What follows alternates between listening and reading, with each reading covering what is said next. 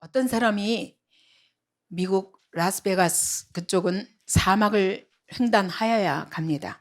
그 사막을 통하여 뚫린 고속도로로 한참 가다가 갑자기 고속도로 중간에 멈췄습니다. 열심히 본네트를 열어놓고 열심히 들여다보지만 평소에 이게 자동차 엔진에 대해서 내부 구조에 대해서 연구한 바가 없기 때문에 어디가 어떻게 문제가 생겼는지 모르는 거예요. 그래서 거기서 계속 본네트 열어놓고 막 어떻게 이것도 만져보고 저것도 만져보고 그러는 중에 어떤 사람이 지나가다가 자동차가 멈춰 섰습니다. 그리고는 한 노신사가 나오더니 딱 와가지고 본네트를 함께 들여다봅니다. 그리고는 드라이브 가지고 여기를 조이고 이쪽에 풀고 그러더니 단 몇 분도 안 돼서 시동을 거니까 부릉 하고 시동이 걸린 겁니다. 너무 감사해가지고 감사를 했더니 그분이 바로 자동차 회사 포드 회사의 회장이었답니다. 워낙 평생토록 자동차 내부 구조에 대해서 자동차를 큰 그런 세계적인 그런 회사를 운영하다 보니까 구조를 잘 아는 거예요. 그러니까 문제가 딱 보면 이 문제가 어디서 나왔는지 알고 거기 딱 몇 번 손대면 끝나는 거예요. 여러분 이와 같이 자동차도 내부 구조를 잘 알면 순식간에 고칠 수 있습니다. 우리가 성경을 읽는데 여러분 성경을 내부 구조, 성경의 모든 창세기부터 계시록까지의 그 쭉 책 속에 66권의 책을 잘 평소에 내부 구조를 잘 파악하고 있으면 어떤 문제가 왔다. 그러면 그 문제에 대한 해답을 딱 어디서 찾으면 되는지 알아요. 거기서 딱 길을 발견해내는 것입니다. 우리가 성경을 알지 못하고 읽으면 사하라 사막 가운데 자동차가 딱 서가지고 이렇게도 못하고 저렇게도 못하고 누군가 와서 끌어주지 않으면 안 됩니다. 이런 신앙생활을 하고 있다면 여러분 성경 통독을 통해서 성경에 곳곳에 숨어있는 그 하나님의 그런 놀라운 계획들을 잘 알아서 정말 우리의 삶의 문제의 키로 이렇게 잘 해결하는 그런 그리스도인들이 되기 바랍니다. 주제가 뭐라고요? 성경의 주제가 요한복음 5장 39절에 이 성경은 내게 대한 것이라. 예수 그리스도 그분이 성경의 핵심입니다. 그런데 자 창세기부터 보면 온 우주와 세상을 온 인류를 누가 지으셨으며 왜 지으셨으며 어떤 목표를 가지고 인간을 창조하셨냐 하는 온 인류에 대한 이야기입니다. 그리고 그 온 인류 속에서 하나님이 어떤 구원 백성, 자기 백성 이스라엘을 택하셨는가? 왜 온 인류 속에서 이스라엘을 택하셨는가? 그 이스라엘 중에서도 특별히 유다 지파를 택하셨습니다. 근데 유다 지파를 통해서 다윗 왕국을 세우셨지만 그러나 이스라엘은 또 실패합니다. 하나님이 맨 마지막에 이사야서에 보면은 정말 이 이스라엘 온 백성이 부패하여 하나님 버릴 수밖에 없지만 그루터기는 남아있다고 말씀하셨거든요. 그러니까 그 하나님이 택하신 이스라엘 그 유다 지파성에서도 그루터기인 남은 자가 있었습니다. 끝까지 남은 자가 있었습니다. 그들을 통해서 결국 이 땅에 예수 그리스도가 오시게 하셨습니다. 그래놓고 신약에 와서는 그 예수 그리스도를 통해서 하나님은 12제자를 불러 모으셨습니다. 그 12제자를 통해서 초대교회를 이루셨습니다. 이 초대교회를 통해서 하나님은 온 열방에 하나님의 교회를 세워가시는 것입니다. 그런 열방 교회를 통해서 하나님이 구원할 모든 온 인류를 구원하시고자 하는 하나님의 놀라운 계획이 있습니다. 여기서부터 여기까지가 바로 구약이요. 예수 그리스도의 오심부터 여기까지가 바로 신약입니다. 예수 그리스도가 오신 그 시점이 바로 여기 아노 도미니 before Christ, 예수님을 중심으로 BC와 AD로 역사가 나뉘는 것입니다. 그러니까 여러분, 성경을 보면 이렇게 봐야 되는 겁니다. 자, 창세기부터 온 인류의 이야기에서 왜 하나님이 이스라엘을 택하셨는가? 그 이스라엘을 통해서 하나님이 12지파가 있지만 그 중에서 특별히 유다지파. 왜냐하면 유다지파 다윗의 뿌리로부터 예수 그리스도가 오실 것이기 때문에. 그래서 유다지파 중에서 끝까지 메시아를 믿고 기다리는 자들이 있었습니다. 그 예수 그리스도를 통해서 12제자가 세워지고 12제자를 통해서 초대교회를 통해서 열방교회. 이게 이래서 온 인류를 구원하신 하나님의 역사. 이게 성경 전부예요. 간단한 그림으로 그리자면 결국 초점은 예수 그리스도께 있는 것입니다. 이때가 한 BC 4000년경으로 봅니다. 족장 시대를 한 BC 2000년경으로 봅니다. 이때 하나님이 족장 시대 때 그 족장들 중에서 아브라함을 부르시고 아브라함을 통해서 그 다음에 이삭을 주시고 이삭 아들 야곱을 주시고 그의 12아들을 통해서 이스라엘 12지파를 만드시고 애굽 땅에서 키우십니다. 그러다가 이때 BC 1445년경에 모세라는 사람을 통해서 하나님이 자기 백성 이스라엘을 애굽에서 건져내십니다. 그리고 한 40년 동안 광야에서 키우시다가 그 다음에 여호수아를 통해서 이때는 모세를 통해서 출애굽시키시고 광야 40년 동안 인도하십니다. 그러다가 한 1400년경에 여호수아를 통해서 정복하십니다. 여러분, 성경을 지금 잘 전체를 생각하시면서 보세요. 그러다가 사사시대 맞습니다. 이 사사시대가 거의 약 400년 됩니다. 그러니까 거의 이때 통일왕국을 세우실 때는 BC 1000년경이 됩니다. 이때 하나님이 다윗을 세우십니다.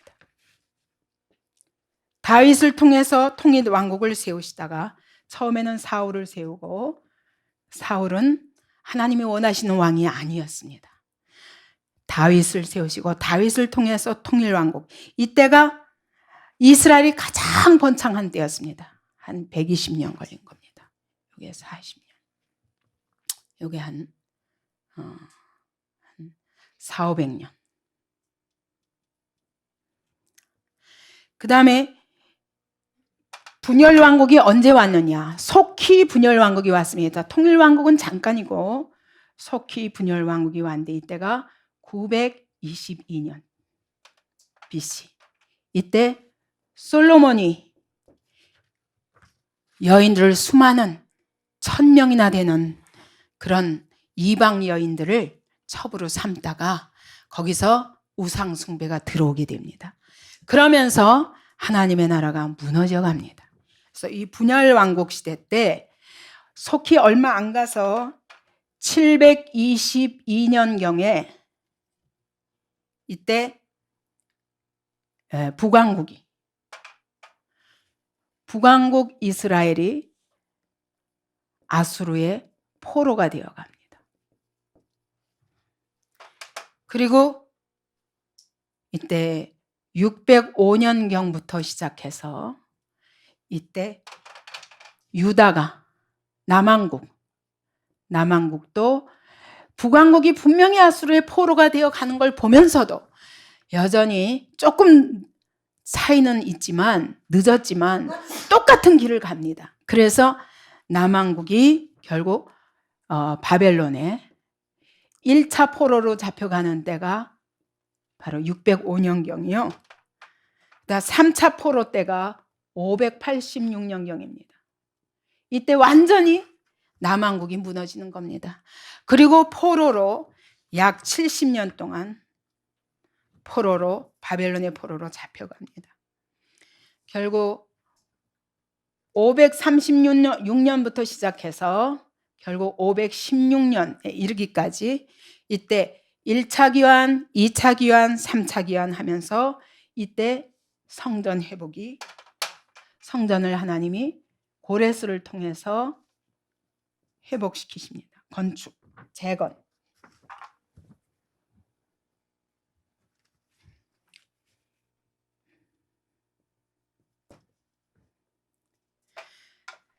그래서 445년경에 완전히 445년경에 완공하게 됩니다. 그래서 여기 보세요. 605년부터 계산해서 참 이게 성전 재건 시작한 때가 얼마예요? 70년 되죠?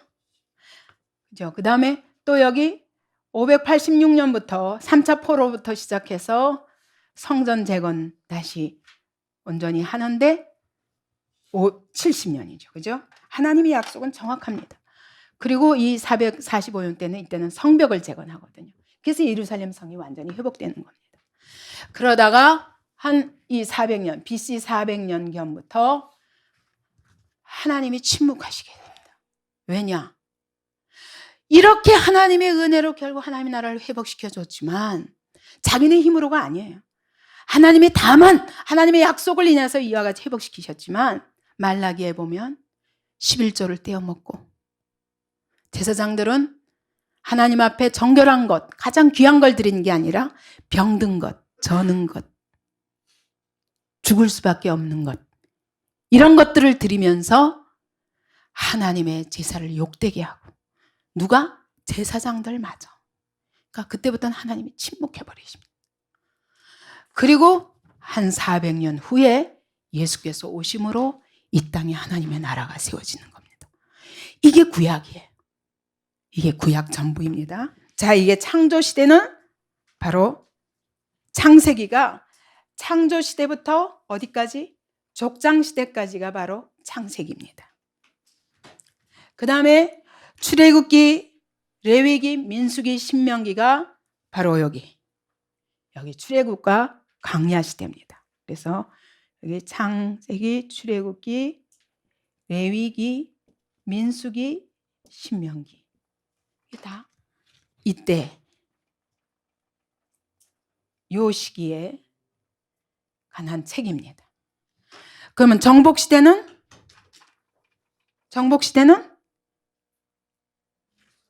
여호수아, 그 다음에 사사시대는 사사기뿐일까요? 네, 룻기까지가 바로 이때입니다. 자, 이제부터 하려고 그러는 사무엘상부터가 통일왕국입니다. 이때가 사무엘상하부터 분열왕국이 바로 열왕기상, 포로시대까지가 열왕기하입니다. 그 다음에 여기가 역대상이고 여기서부터 여기까지가 역대하입니다.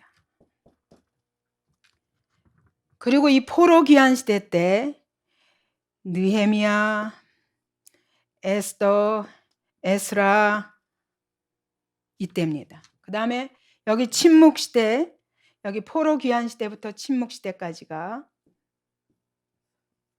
이때가 학개, 스가랴, 말락입니다. 그러면 욥기는 어디냐? 지혜서에. 욥기가 어딜까요? 예, 족장시대입니다. 여기가 욥기입니다. 시편이 어디서부터일까요? 시편이 어디서부터 어디까지? 예? 모세의 기도부터 있어요. 모세의 기도부터. 그래서 여기서부터 시편은 여기서부터 분열 왕국까지, 아니, 예, 이때까지, 예, 여기가 솔로몬의 것도 있거든요. 시편입니다. 그러면 잠언, 전도서, 아가는 언젠가요? 그때가 바로 여기 통일 왕국과 분열 왕국. 여기가 잠언, 왜냐하면 솔로몬 거잖아요, 그죠? 통일 왕국부터 분열 왕국 요 사이에 해당됩니다. 그 다음에 이제는 저기죠, 선지서, 그죠? 선지서가 남았죠. 선지서는 포로 시대 때, 이때가 다니엘, 에스겔, 대부분의 그 선지서들이 언제냐? 언제일 것 같아? 예? 언제? 통일왕국? 분열왕국? 왜요? 왜 그럴까? 이 분열왕국 때 포로 귀환의 포로 시대가 앞에 있거든요. 하나님이 심판하실 수밖에 없어요. 이제까지 하나님의 이 놀라운 계획 속에서 하나님이 이 세상을 창조하시고, 그 중에 특별히 아브라함을 택하시고 그를 통해서 하나님의 백성 이스라엘을 만드시고, 그들을 어떻게 세상 가운데 이스라엘의 하나님이 바로 온 세상의 하나님이신 걸 나타내시기 위해서 하나님이 그들을 애굽에서 건져내시고 애굽에 무서운 재앙들을 내리셨습니다. 뿐만 아니라 광야 그 사막길을 하나님이 인도하시면서 걸음마다 하나님 먹이시고 입히시고 40년 동안 책임지셨습니다. 뿐만 아니라 그들은 아무것도 안 가지고 빈손으로 가서 하나님의 약속대로 가나안 땅을 정복했습니다. 이런 놀라운 역사를 통해서 온 땅이 이스라엘의 하나님을 주목하도록 하셨습니다. 그래서 이제 이스라엘은 이 사사 시대 때 이 가나안 땅에 들어가서 하나님이 우리의 왕이신 것을 드러내야 됩니다. 그런데 눈에 보이지 않는다고 우리도 열방과 같은 왕을 주셔서 하나님 필요 없습니다. 하나님은 너무 답답해요. 안 보여요. 하나님이 우리와 함께 하신다는데 보여야 말이죠. 그러니까 우리도 보이는 왕을 주옵소서. 그러나 그것도 하나님의 뜻이었습니다. 그래서 왜냐하면 보이지 않는 하나님을 보이는 왕으로 이 땅에 보내실 계획이 있기 때문에, 그들이 요구한 왕은 열방과 같은 왕이었지만 하나님은 하나님이시나 그러나 사람의 몸을 입고 이 땅에 오실 왕을 준비하신 것입니다. 그래서 이 통일왕국 때 이 다윗을 통해서 앞으로 오실 메시아에 대한 이것은 표본입니다. 우리는 다윗을 보면서 다윗 왕국을 통해서 하나님이 이 땅에 어떤 하나님의 나라를 세우고자 한 메시아를 보내실 것을 기다려야 됩니다. 그렇기 때문에 우리는 이 세상의 왕들과 다른 거예요. 우리 하나님의 나라는 이 세상 나라와 다른 것입니다. 하나님이 이 창조하실 때는 온 인류를 창조하셨지만 그 속에서 자기 백성을 불러내시고 아브라함을 통해서 이스라엘을 준비하시고 그 이스라엘의 하나님을 보여주시고, 또 다윗을 통해서 메시아를 보여주시고, 이스라엘의 왕이 되실 이후로 오실 메시아를 보여주시고, 그 다윗을 통해서 다윗 왕국을 통해서 하나님의 나라가 어떻게 강력하게 세상을 밟고 승리할 수 있는가 나타내야 됩니다. 그런데 이 자기 백성들이 어떻게 해요? 계속 세상 따라가는 겁니다. 이 왕이, 이스라엘의 왕이 하나님이 우리의 왕이 되신 것을 드러내는 것이 바로 다윗이거든요. 그래서 다윗 왕국 때 최고의, 통일 왕국 때 최고의 영광스러운 이스라엘이었습니다. 다윗은 하나님의 뜻에 합한 자였기 때문에 모든 주권을 하나님께 돌렸습니다. 하나님이 이스라엘 중에서 일하시는 것을 그는 드러낼 뿐입니다. 자기가 하나님을 가리지 않도록 그렇게 자기를 쳐서 복종시킨 자였습니다. 그런 이스라엘 통해서 하나님은 온 세상에 이스라엘의 왕이 하나님이요, 이스라엘 가운데 살아계신 하나님이 열방의 왕인 것을 보도록 하기를 원하셨으나 자기 백성들이 뭐함으로? 세상과 닮아감으로, 우상을 계속 숭배함으로 하나님이 결국 심판하시게 됩니다. 다윗 때만 그러고 곧 솔로몬 때부터 이제 나누어지기 시작합니다. 그러니 분열 왕국 때 이미 나라가 두 쪽에 났을 때 그들은 정신 차려야 됩니다. 하나님이 이스라엘을 왜 세우셨는가? 우리를 통해서 뭘 하시려나? 이걸 분명히 봐야 되는데 정신 차리고 하나님 앞에 돌아와야 됩니다. 그러므로 이 분열 왕국 시대 때 하나님이 수많은 선지자들을 보내신 거예요. 그때 12선지서가 나오게 됩니다. 그게 뭐냐? 호세아, 아모스, 하박국, 이사야, 예레미야, 애가, 그 다음에 요엘, 미가서, 스바냐, 요나, 나훔, 오바댜. 이때 이런 수많은 이 선지서들을 통해서 하나님이 돌아와라, 돌아와라. 나는 내 하나님이라. 열방 따라가지 마라. 간음하지 말라. 행음하지 말라. 네 남편은 하나님이다. 다른 연애하는 자를 따라가지만 그가 너에게 포도주를 주고 그가 너에게 곡식을 주는 것이 아니다. 수많은 선지자들을 통해서 분열 왕국 시대 때 계속 예언하시는 거예요. 돌아오라고. 그래서 이게 구약 전체입니다. 이런 맥락 속에서 여러분이 성경을 봐야 사무엘을 보면 이게 무슨 뜻인가. 그래서 이 창조 시대 때는 하나님이 창세기를 통해서는 결국은 창조 시대와 족장 시대인데 이것은 하나님이 왜 아브라함을 택하셔야만 했는가? 왜 택하셨는가? 왜 택하셨어요? 그래서 이게 모세오경에서 이 창세기에서 가장 핵심이 뭐겠어요? 요절이 뭐겠어요? 요절이 뭐일까요? 왜 아브라함을 택하셨냐? 이 아브라함에게 주신 약속이 매우 중요한 거예요. 이 아브라함에게 주신 약속은 아브라함 한 사람이 아니에요. 이후로 오는 하나님의 백성들에게 주시는 약속인 거거든요. 그래서 여기 창세기의 요절은 뭐냐? 12장 1절인 거예요. 1절부터 3절까지. 그때 하나님이 왜 아브라함을 택하셨다고요? 왜? 내가 너로 큰 민족을 이루게 하리라. 큰 민족. 다시 말하면 큰 하나님의 나라. 큰 나라를 이루게 하리라. 왜? 왜 아브라함을 통해서 하나님의 나라를 이루시고자 합니까? 아브라함 네가 예뻐서? 너만 사랑하려고? 아니에요. 뭐예요? 복의 근원이 되게 하리라. 하나님이 아브라함을 택하신 이유는 그를 통해서 이 땅에 하나님의 나라를 세우기 위함입니다. 그를 통해서 왜 하나님의 나라를 세우고자 하시는가? 열방을 구원하시려고. 복의 근원이 되게 하려고. 여러분, 오늘 여러분은 왜 택하셨습니까? 왜? 수많은 이 시대 많은 사람들 중에 왜 나를 택하셨습니까? 아브라함과 같이 나를 통해서 하나님의 나라를 세우려고.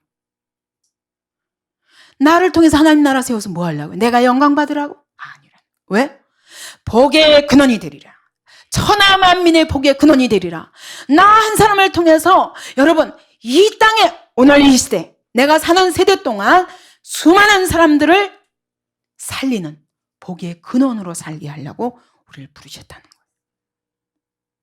그래서 여러분 우리가 성경을 볼 때 아브라함에게 그렇게 하셨구나. 나하고 그게 무슨 상관이야? 큰일 납니다. 이거를 분명히 보고 성경을 보아야 이 성경과 나와 무슨 상관이며, 여러분 제가 아브라함 얘기하면은 이거 내가 지금 오늘 급하다니까 내가 사업하는데 그 사업에 합당한 말을 줘야지. 여러분, 오늘 그러기 전에 나를 왜 택하셨는가? 나를 통해서 무엇 하시고자 하시는가? 무엇이 하나님의 목적인가? 이걸 알아야 내가 오늘 사업을 하든지 뭘 직장을 다니든지 뭐 하든지 오늘 내 삶 속에서 무엇을 할까가 알 수 있는 거예요. 그래서 여러분, 성경을 상황에다 꿰맞추려고 그러면 안 됩니다. 내가 성경 속으로 들어가야 됩니다. 왜냐하면 이 전체가 나의 이야기예요. 오늘 이 시대의 이야기인 거예요. 수천 년 전의 이야기가 아니라니까요. 이 눈이 열려야 성경을 통해서 그때그때 키를 딱 제대로 사용해서 여기서 오늘 내가 붙잡아야 할 말씀 알 수 있는 겁니다. 여러분이 이런 소원을 가지면, 자, 많은 열쇠를 가지고 있는 사람은요, 무엇이든지 많은 열쇠도 필요 없어요. 내가 오늘 이 땅에 살면서 어떻게 무엇을 위해서 살 것인가를 위해서 여러분 키 하나만 있으면 돼요. 예수 그리스도라는 키 하나만 있으면 어디든지 열고 거기에 하늘 창고를 열고 오늘 내가 내 삶 속에서 그 하나님의 축복과 은혜를 누리며 승리하는 삶을 살 수 있는 겁니다. 그러면 하나님께서 이때 결국 이 하나님의 나라가 이스라엘입니다. 아브라함을 왜 택하셨냐? 이스라엘을 만드시려, 하나님의 백성들을 불러 모으시려, 그래서 온 세상의 복의 근원이 되게 하시려. 그러면 왜 하나님이 특별히 그렇게 아브라함과 이스라엘을 통해서 그렇게 역사하시는가? 애굽은 치고 바로를 쳐가면서 10가지 재앙을 베풀어 가시면서 자기 백성만 건지시는가? 왜 그렇게 하십니까? 이때 하나님이 이때까지 얼마냐? 430년 이상 족장시대에 아브라함을 부르시고 나서 430년 동안이나 너희가 저기에 애굽의 종이 되리라. 이때까지 하나님은 이스라엘을 민족을 형성하는 거예요. 이스라엘 민족을 형성한 다음에 이 이스라엘 민족을 바로 이렇게 하나님의 나라로 이 땅에 태어나게 하는 거예요. 여기 이때는 430년 동안 애굽에서 이스라엘 백성은 숫자가 점점 커갑니다. 그러다가 드디어 딱 등장하는 거예요. 출애굽을 통해서 온 열방이 이스라엘 속에서 역사하신 하나님을 보았습니다. 그래서 이야, 이 나라는 건드릴 수 없는 나라구나. 아무것도 가진 것이 없는데 하나님의 저들과 함께 하시는구나. 그때 열방이 다 놀랐어요. 그래서요, 나중에 사사기에 가봐도 블레셋 민족들이 이스라엘의 하나님, 출애굽을 시키신 하나님을 아직도 기억하고 있는 거예요. 그죠? 모든 열방들이 이스라엘의 하나님을 주목했습니다. 하나님의 나라가 등장하는 것이 바로 출애굽과 광야 시대예요. 그래서 이 하나님의 나라가 등장을 했는데, 문제는 우리가 하나님의 백성으로 훈련되지 않으면 하나님이 우리 가운데서 일하신다 할지라도 여러분, 우리가 하나님의 뜻을 드러낼 수가 없어요. 그래서 광야 시대가 필요한 거예요. 하나님의 나라를 세우시고 그들을 하나님의 백성으로 훈련시키시는 겁니다. 그게 바로 광야 시대. 이 사람들을 하나님 백성으로 훈련시켜서 그 다음에 결국 나라가 되었으니까 이때 법을 주셨습니다. 레위기, 신명기를 통해서 법을 주셨습니다. 민족을 세우셨습니다. 이제 하나님이 그들의 왕이 되셔서 이제는 땅이 있어야지 나라가, 분명히 땅의 나라를 세우시는 겁니다. 그래서 그 땅을 주시기 위해서 정복시대를 주신 것입니다. 그래서 하나님이 여기 하나님의 나라에 땅을 주셨습니다. 그것이 가나안입니다. 그리고는 이제 하나님이 보이지 않는 이스라엘의 왕으로 하나님이, 그러나 그들이 안 보인다고 보이는 왕 달라는 거예요. 그래서 세우신 게 다윗입니다. 다윗을 통해서 앞으로 오실 메시아를 기다려야 됩니다. 앞으로 오실 왕을 기다려야 됩니다.